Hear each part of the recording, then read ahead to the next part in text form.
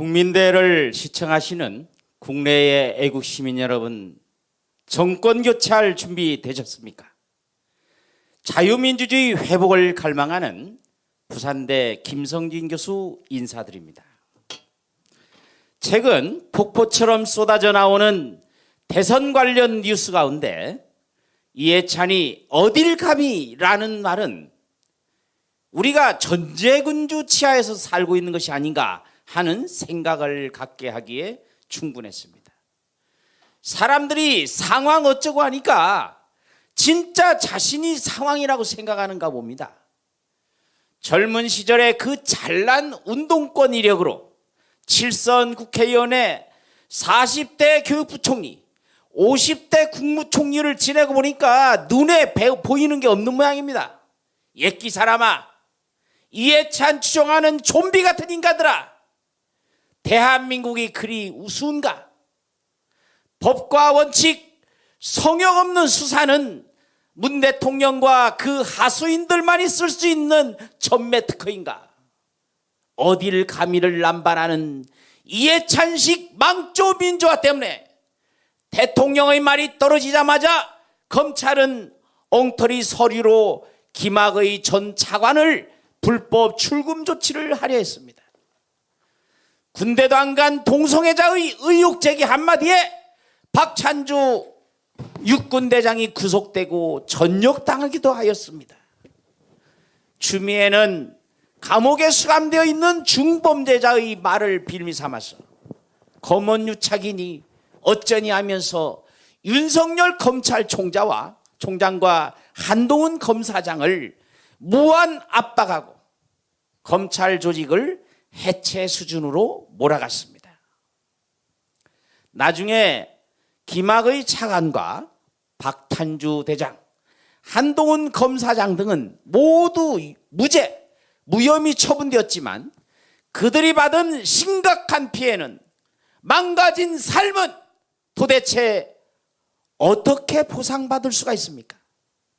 문재인 정권의 망조 민주화 때문에 퇴보하고 무너져 내린 대한민국의 자유민주주의와 법치주의는 어떻게 되돌릴 수 있습니까? 이미 흘러간 역사가 되어가는 문재인 정권의 망조 민주화, 스토킹 정치, 멋대로 법치, 이런 폐해를 어떻게 바로잡을 수 있습니까?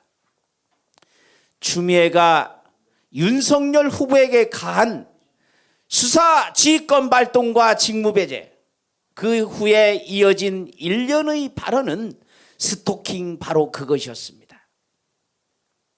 추미애의 터무니없는 행태를 청와대는 어김없이 옹호했습니다. 추미애와 청와대가 한통속이 되어 윤석열 총장과 검찰 조직에 린치를 가한 것입니다. 추미애는 취임 직후에 금융비리의 전문 수사부서인 증권합수를 해체시켰습니다.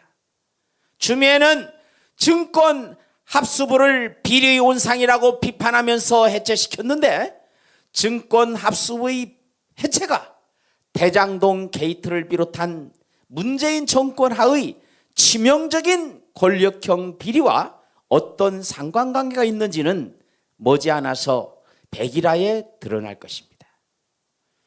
4.15 부정선거로 입법 권력을 장악해서는 반문명적 공수처를 날치기 통과시킨 것이 어느 집단입니까? 월성원전 1호기 조기 폐쇄와 관련된 수사를 방해하는 자들은 도대체 어느 집단입니까? 울산시장 선거에 대한 청와대의 불법 개입은 최근 경찰관의 법정 진술로 명백하게 입증되었습니다. 이 사건의 수사를 막은 자들은 도대체 누구입니까? 울산시장 하명수산과 사건과 연루된 황운하가 현직 대전 경찰청장의 신분으로 총선에 출마해서 지금까지 국회의원으로 활동할 수 있도록 하는 것이 도대체 어느 나라 공직선거법입니까? 최강욱인지 최감욱인지 하는 자는 조국 아들에게 불법적인 인턴 활동 확인서를 발급해 준 혐의로 작년 1월에 의원직 상실형을 선고받은 바 있습니다. 그런데도 그자는 여전히 의원으로 활동하고 있고, 작년 말에는 이른바 검수완박 입법을 반드시 관철시키겠다고 목소리를 높인 바 있습니다. 중범죄자의 증언이 검찰 조직을 압박하는 수단으로 악용되고, 범죄 혐의자가 검찰 조직을 윽박지르며 재판 거래로 대선 후보 자격을 만들었다는 의혹을 받고 있는 사람이 집권당의 대통령 후보가 될 수 있는 이런 것이 어떻게 온전한 법치주의라고 할 수 있습니까? 대통령이 내뱉는 말 한마디에 7천억 원 들여서 수리한 월성원전 1호기를 데이터를 조작해가면서 조기 폐쇄한 뒤 7,500억 원을 더 들여서 해체한다고 합니다. 뭐가 그리 감출 것이 그리 많았는지 야밤에 산자부 공무원이 사무실에 잠입해서 백수십 개의 파일을 삭제하는 불법을 저질렀습니다. 세계 최고의 경쟁력을 갖춘 원전 건설 기술을 사장시키고 원자력 연구 기반을 뿌리채 뒤흔들어 놓은 이 재가를 어떻게 물어야 하겠습니까? 그 재가야 정권 교체를 한 후에 법과 원칙에 따라 물으면 되겠지만, 정책 실패로 인해서 무너진 원전 관련 경쟁력을 어떻게 조기에 회복시킬 수가 있겠습니까? 문재인 정권은 나라를 망가뜨리고 나라 국가를 깡그리 다 비우고 지난 5년 동안 매년 100조 원씩의 국가 채무를 늘려놓았습니다. 이는 그 이전의 국채 평균보다 10배나 많은 수준입니다. 이것이 적폐이지 무엇이 적폐입니까? 적폐를 적폐라고 하고 불법이 있으면 법과 원칙에 따라서 수세해야 하지 않겠냐는 원론적인 발언에 대해서 대통령이 발끈하고 여당에서는 한 목소리로 후보 사퇴를 요구하고 나섰습니다. 검찰총장 재임 시에는 총장을 사퇴하라고, 그리고 나서 정치하라고 하더니 이 윤석열 후보가 대선 후보가 되니까 후보 사퇴하라고 요구합니다.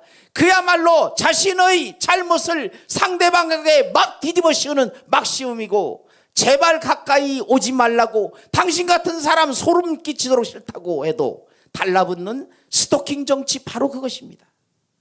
정상적인 내구조를 지닌 사람이라면 누가 당장 사퇴해야 하는지를 알 것입니다. 누가 누구에게 강력한 분노를 느낄 것인지를 너무나도 잘 알 것입니다.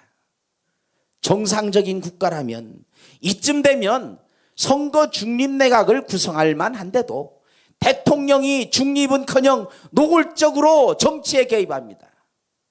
대선 TV 토론을 지켜보니까 번지르하게 말은 잘도 갖다 붙입니다.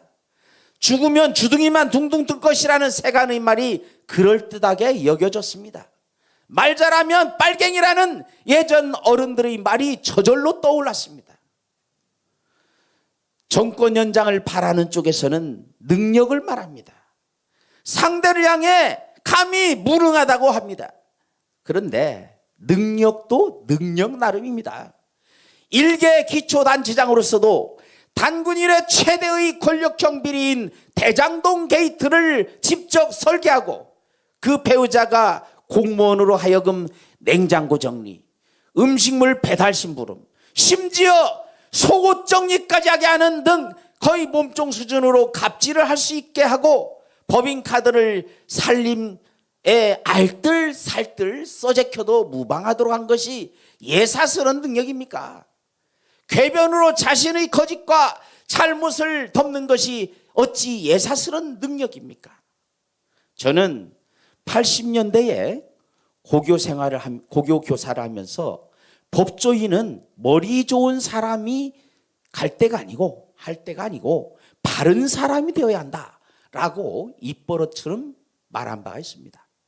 날선 칼로는 강도질을 할 수도 있고, 나무를 깎아서 집안 도구를 만들거나 음식을 조리할 수도 있습니다. 동서고금을 막론하고 나라를 말아먹고 반역질하는 자들은 언제나 머리 잘 굴리는 자들입니다. 매국노 이완용도 당대 최고의 지식인이었습니다. 최근 좌파들 사이에는 지금은 왕정제가 아닌 민주주의 체제이기 때문에 지도자의 도덕성은 그리 중요하지 않다는 궤변이 나돌고 있습니다. 지금은 조선시대 이상으로 좌파 전체주의 세상입니다.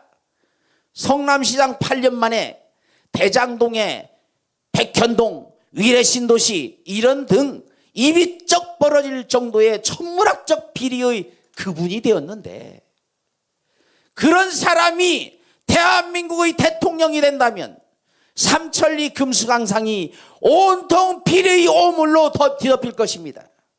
왕창 갈아치워야 합니다. 편향된 이념에 오염된 자들이 장악하고 있는 예술계, 전교조가 장악하고 있는 교육계도 뒤집었고, 너무나도 명백한 4.15 불법 부정선거의 선거소송을 뭉개고 있는 대법원도 사법부도 왕창 갈아치워야 합니다. 4.15 부정선거 진상규명 요구를 외면하고 있는 여야 정치반 역시 판가려야 합니다. 대한민국 정부를 향해서 선전포고한 반역 괴뢰 도당을 옹호하고 미화하는 오도된 역사를 제대로 바로 잡아야 합니다. 걸핏하면 버럭 화를 내면서 어디 감히를 말하는 자들, 추미애처럼 무조건 잡아떼고 엉터리 논리로 자신의 존재감을 드러내고 있는 스토커 정치를 확실히 끝장내야 합니다. 이 모든 것이 3구 대선에 달려 있습니다. 아무리 투표를 잘해도 부정선거를 막지 못하면 그것으로 만사 끝입니다. 저들이 결코 부정선거를 획책할 수 없도록 압도적으로 지지세를 이끌어내야 할 것입니다. 그리고 반드시 야권 단일화를 만들어서 정권 교체의 굳건한 틀을 만들어내야 할 것입니다. 경청해 주셔서 감사합니다.